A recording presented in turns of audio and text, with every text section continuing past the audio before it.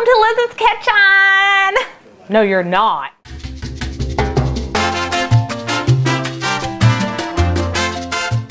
Hi, welcome to our kitchen today. We are in a football mood and we're going to be cooking, Dave's cooking ribs and I am making a pasta salad to go with it.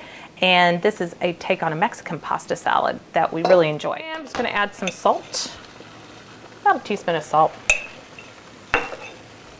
Throw in your macaroni. This is a pound of macaroni. Okay, just throw it in, give it a stir, about 7 minutes or until it's al dente. All right, while that's going, I'm gonna start on my onion. I'm going to go ahead and dice it. And you want a half of a red onion.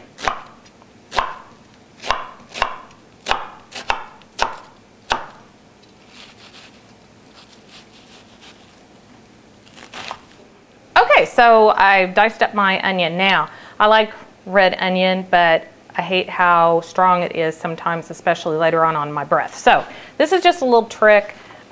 You can put a little bit of sugar, that's about a teaspoon, into some vinegar.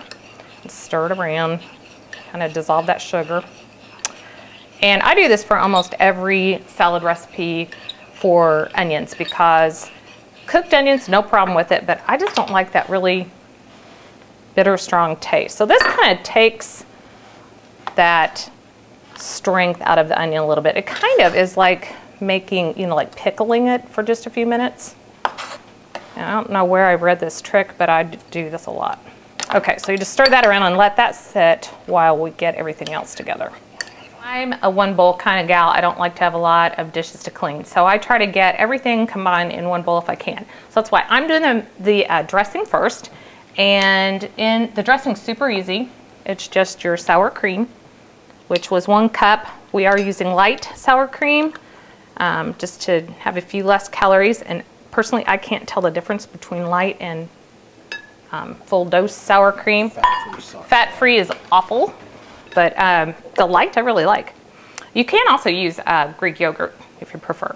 And then this is 1/4 cup of mayo. This is not light mayo. I do prefer full-fat mayo. I don't know why, but it really makes a difference in taste. And then you want about 1 cup of salsa.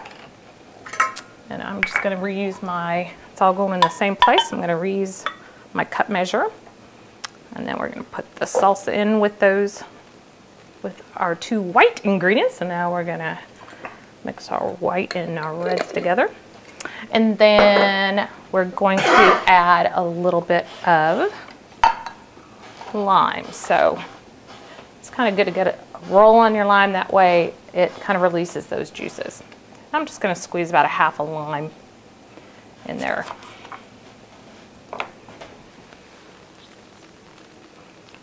All Mexican food, I think, needs a little touch of lime. And the acidity will help also mellow out that onion a little bit. Okay, I'm going to add now about a teaspoon of cumin. You can just kind of eyeball that. That's about right. And just mix that all together. So that's going to be the dressing for our pasta and veggies. All right, to the dressing, I stirred it up already, everything but this garlic, which I'm going to add next. Rather than just dice this, I want it really well minced because you don't want a big chunk of garlic in your mouth when you're eating it raw. So I usually use a garlic press for anything that requires raw garlic. Okay, so we're going to add that garlic in like that. And now it's pretty much ready for the pasta and all the other ingredients. Speaking of pasta, ours is al dente. It's been about 7 minutes. Just give it a stir to get those little noodles off the bottom. Most guys like to stick. And I've got a colander already over on in my sink, so I'm just going to take it over here. Okay, got a nice facial, but we don't want hot pasta. We want cold, so I'm going to rinse it with cold water. We have grape tomatoes. It's not summer, it's the middle of winter, so if it's summer and you have good fresh tomatoes, use those homegrown, but these are the sweetest we can find.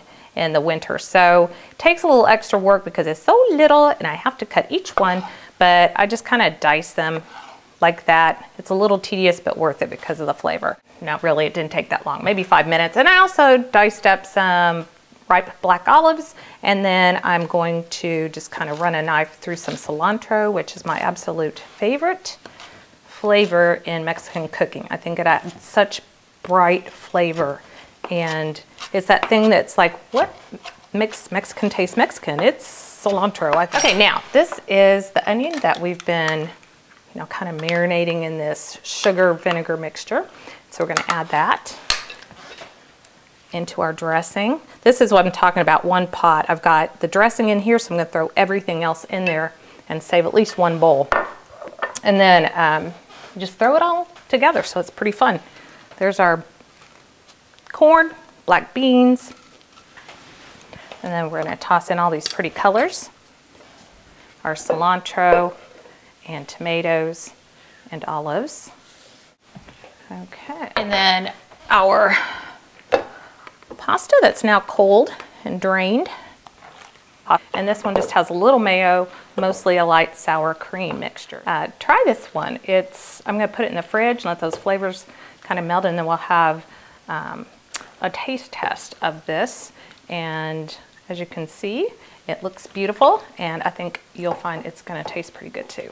Got to make sure I have every single one of the ingredients on here, which might be difficult, but we're going for it. There we go. Wait, do I have a bean? Yep.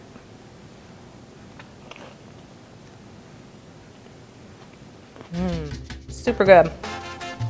You taste the cilantro, you really taste the cumin. Gives it a really good Mexican kick.